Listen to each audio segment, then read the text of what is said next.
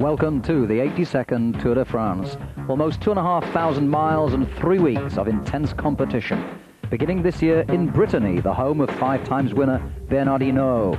Spending 3 days in Belgium, where another 5-times winner Eddy Merckx is celebrating his 50th birthday. Then it's down to the south, to the high mountains of the Alps. A brief excursion into the Massif Central and on to the Pyrenees. After the mountains, it's back north again and eventually to the traditional finish in Paris on the Champs-Élysées on July the 23rd. 3, 2, 1, stop!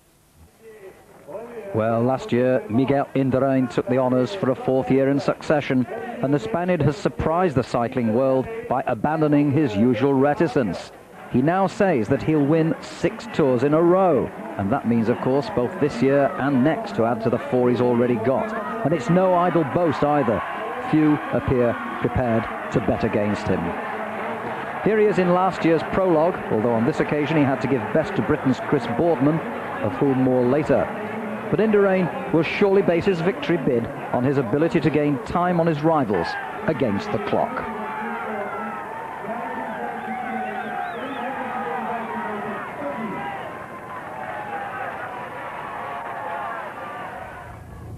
Ignoring the Tour of Italy this year, he said it was too hard. He chose instead the Midi Libre and the Dauphiné Libéré, and he duly won them both. Here he is in the Libre, showing a clean back wheel to the Frenchmen Michel Virenque and Laurent Jalabert, who eventually finished 2nd and 3rd on the podium behind the proud Spaniard. And here we see Indurain in the time trial stage of the Tour of the Asturias. Now this was a really vicious test. It had a long climb up to the finish, but this was where he showed his strength to relegate the Swiss Berg into 2nd place. It really was a tremendous display from Miguel Indurain yet again.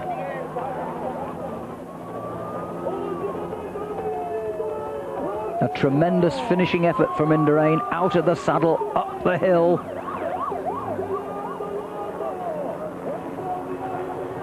The clock at the top shows the previous best time, but Indurain's really shattered that to win the stage and prove once again a great time trialist. The effort showing, though, he really put everything he had into that. Back to the Midi Libre, and we see him here in his umpteenth yellow jersey. Surely there are still many more to come for Miguel Indurain. Voilà, les félicitations. Et le maillot jaune, donc définitivement conquis par le cours de... 3, 2, 1, stop! Indurain's main challenger will surely be the Swiss ace Tony Rominger. At 34 years of age, he's still right at his peak, and an astonishing new world hour record of over 55 kilometres, plus victory in the Tour of Italy, point to a man right at the top of his form. He's seen here on the 2nd stage of the Giro, the time trial which gave him the pink jersey.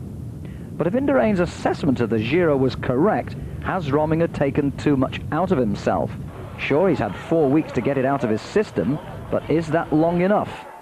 This was undoubtedly a good win for Rominger, beating former winner Berzin plus Ugrumov and Chiappucci. And it goes very well with his 2 wins in the Tour of Spain. But what he really aches for is the big one, the Tour de France.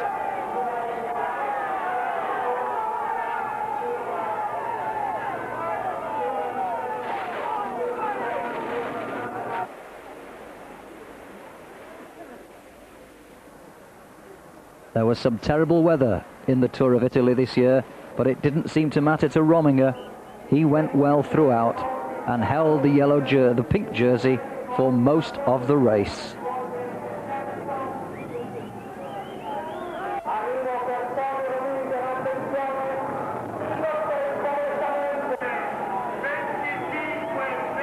Yes, a very convincing win for the man there to give him that jersey, and there you see him wearing it in the peloton. And you know, like Indurain, he seems to have the ability to control things from the front. He imposes his will on others, it seems, just by being there. he'll never be very far from the front, never letting too many get ahead of him. The best place to be in the peloton is always near to the front. In the mountains, many reckon he's a better climber than Indurain because he's not afraid to attack. Indurain tends to adopt something of a defensive role, responding to others when required, but Rominger, as you see here on stage 4 of the Giro, is never slow to seize the initiative. You can be sure that he'll take on Big Mig in the high mountains to provide us surely with a great head-to-head battle.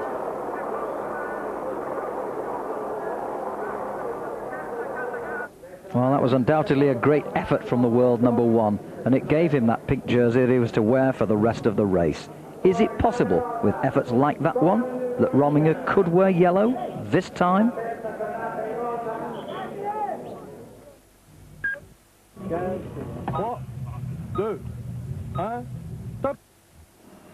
Now the Gvis team is led by the Russian Yevgeny Berzin, who at 25 rides the Tour for the first time. He won the Giro in 1994, but had to give best to Rominger this time. Now Berzin, as we see here, can ride a good time trial. This in fact is him coming second to Pascal Lance in the Critérium International. He actually finished third overall to Jalabert and Bobrick.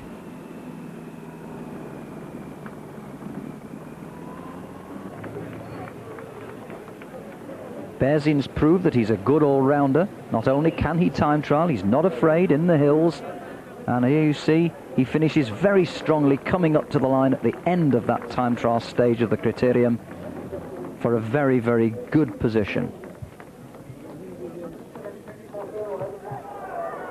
Now this, in somewhat different weather, was stage 21 of the Giro in the Alps this year. Terrible weather indeed, but Berzin took the bull by the horns on the road to Luino, and he went clear for a great stage victory.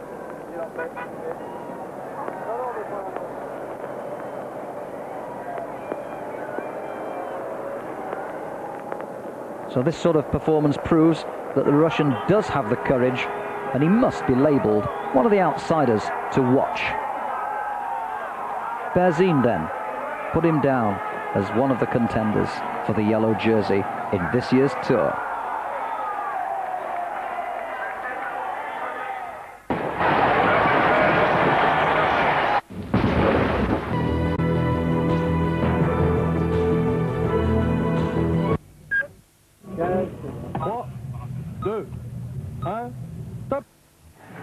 Now, for many of the millions of spectators, it's the high mountains that are the great appeal in the Tour de France. Here is where heroes are made and sometimes hearts are broken. Last year's King of the Mountains, that's Richard Virenque. Well, he'll be out to repeat the performance of 1994, where he displayed brilliant climbing to win the Luz Ardiden stage on his own. Going away from a world-class bunch, the Frenchman really took the bull by the horns. And look at this. Well, you don't need words from me to describe how that young man felt.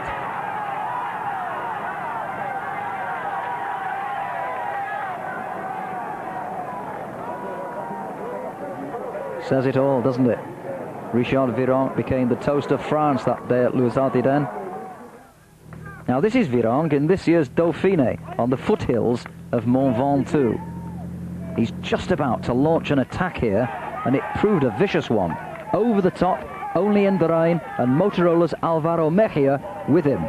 Down the descent, and at the finishing Carcassonne, how about this for a sprint from the Frenchman? Yes. Well, there'll be many rivals for his polka dot jersey, of course.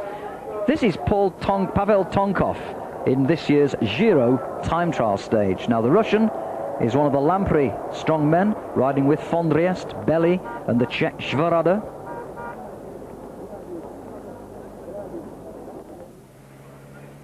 Here we see him on his way to victory at La Punt on the 8th stage of the Tour of Switzerland. Nice relaxed looking climbing style here for Tonkov. He actually took 1 minute 52 out of Zülle, and for a while was wearing the leader's jersey as a result of this great stage win. Tonkov then, one of the men to watch out for when we get to the high mountains. But what of Claudio Chiappucci, the Italian with such a consistent record in recent years, notwithstanding last year's retirement through illness? Here we see him in the time trial stage of the Tour of Romandie earlier this year. Second in 1990, third in 1991, second again in 92, and sixth in 1993.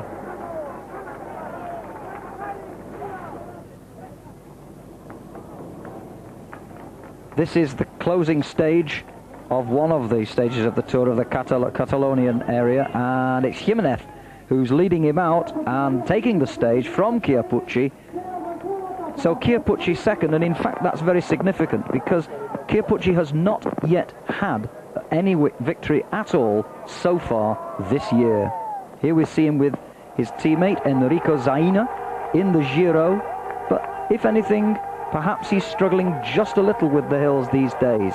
Could it be that he's no longer the force he was? Zaina, on the other hand, took a victory in the 11th stage of the Giro, beating, on this occasion, Rodriguez, finished 7th overall, and he might well be the new man in the Carrera team to look for when it comes to that polka dot jersey.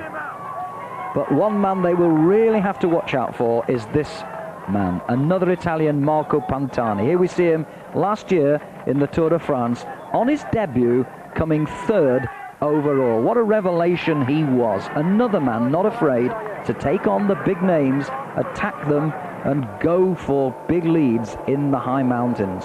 Pantani, surely another one to watch when it comes to that famous competition for the King of the Mountains.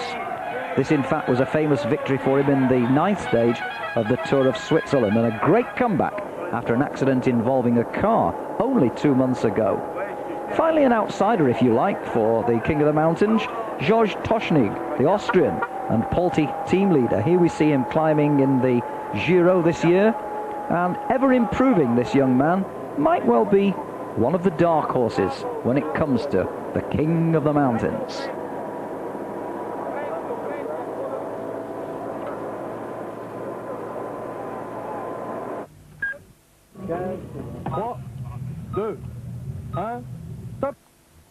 Let's have a look at a few of other star names in the peloton of the 1995 Tour de France.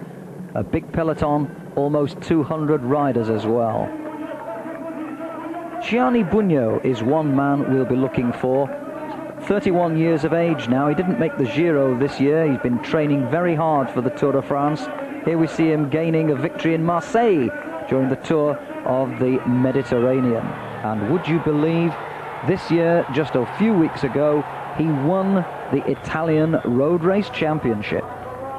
Gianni Bugno then, coming back to form maybe, at the age of 31, he can never be ruled out. Somewhat younger, would you believe, Lance Armstrong is still only 23. If he can finish the Tour, he's sure to be there or thereabouts. The Motorola man is a former world champion, did it at 21, remember, and this year won the DuPont. He's also had a victory, as we see here, in the time trial stage, and that's very significant indeed. His time trialing obviously improving enormously. Beat Yekimov into second place on that particular stage.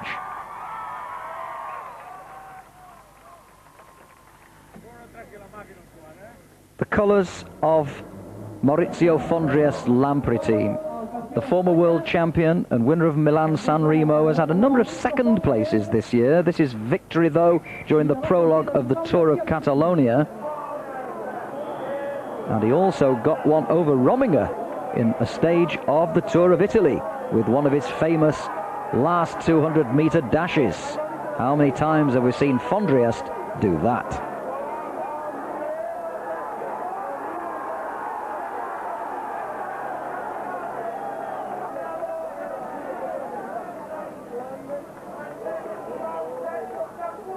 That was a big effort from Fondriest.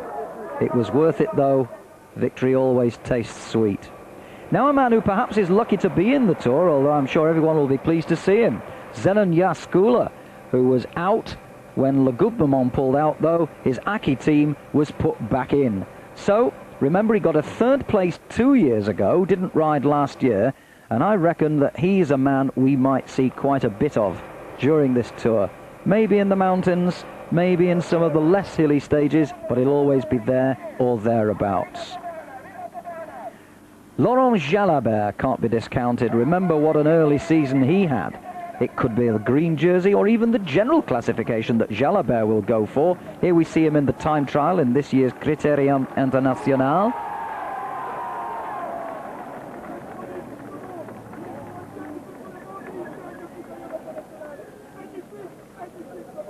What a great start he had to the season, remember?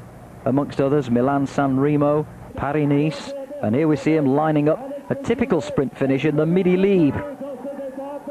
And in that sort of situation, well, there's not too many come past Laurent Jalabert. And by way of a change, this was victory in the mountains in the Tour of Catalonia. Just a couple of weeks ago, he won it overall, refinding that early season form with devastating effect.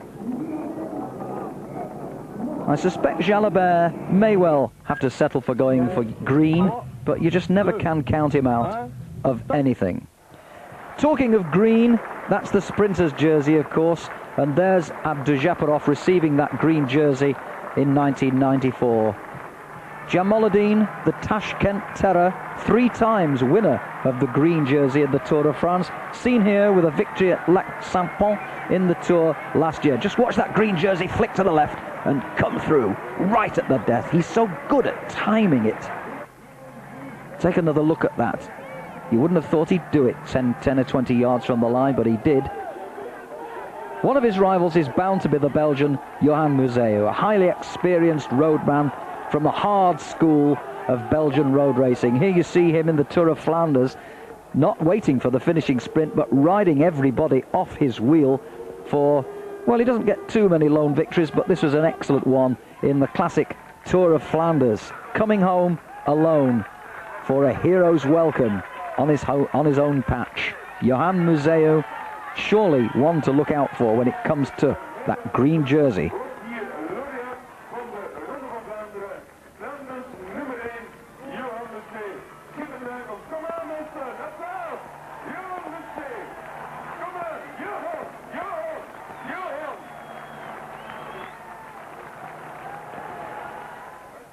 Well, if the Belgians want Museeuw to win it, the Italians will surely go for Big Mario. Cipollini, seen here gaining victory in the opening stage of the Giro this year, is Mercatone Uno's #1 bet for stage wins. His problem in regard to getting the green jersey is getting over the mountains. He's tried before and failed and been eliminated outside the time schedule, of course, the time limit. If he can somehow do that, then Cipollini may well be in green on the Champs-Élysées in 3 weeks' time.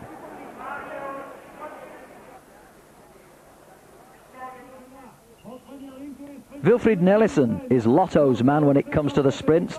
Here he's winning stage 1 of Paris-Nice earlier this year with a typical last gasp effort. The Lotto man is another who cannot be discounted.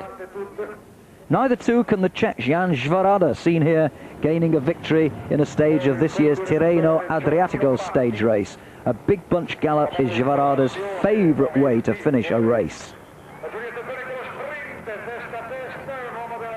This is the spectacle the crowds come to see at the stage finishes, a big bunch sprint. Zvarada didn't let them down on that occasion. Sadly, one we won't be seeing, and I say we referring to the British viewers, because we saw this man, Nicolas Minoli, gain a win in Portsmouth in the Tour de France this year. Last year, I should say. This, you see, is the 6th stage of the Giro when he won. Sadly, no place in the Gavis team for him.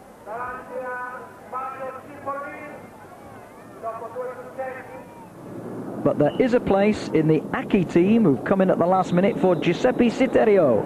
Victory here in the Arrivo Classico was an early season win for him.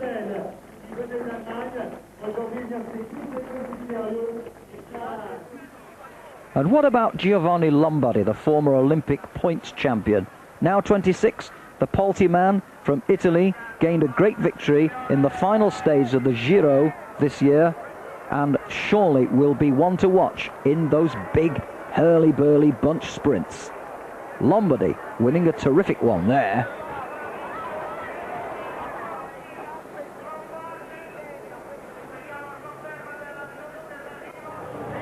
And finally, for the green jersey, perhaps Eric Zabel is the man to watch. The German who rides for Telekom, very fortunate to be in. His team wasn't even picked in the first place, but have finally formed a combine with ZG, and Zabel gets his ride and a chance to repeat that sprint victory there, which was in the Tour of Switzerland.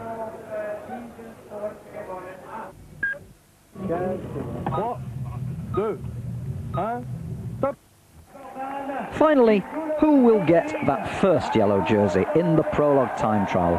Great Britain's Chris Boardman did it in brilliant style 12 months ago with a historic, epic 55 kilometers per hour plus victory, beating Indurain et al. And he's already had 2 time trial wins over Indurain this year. The Brit could do it again, but the time trial prologue this year has quite a hill right in the middle of it. Perhaps not Boardman's style? Well, we'll know soon enough this evening.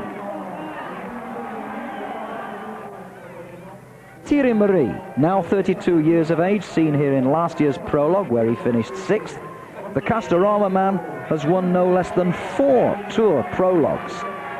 Could today be number 5?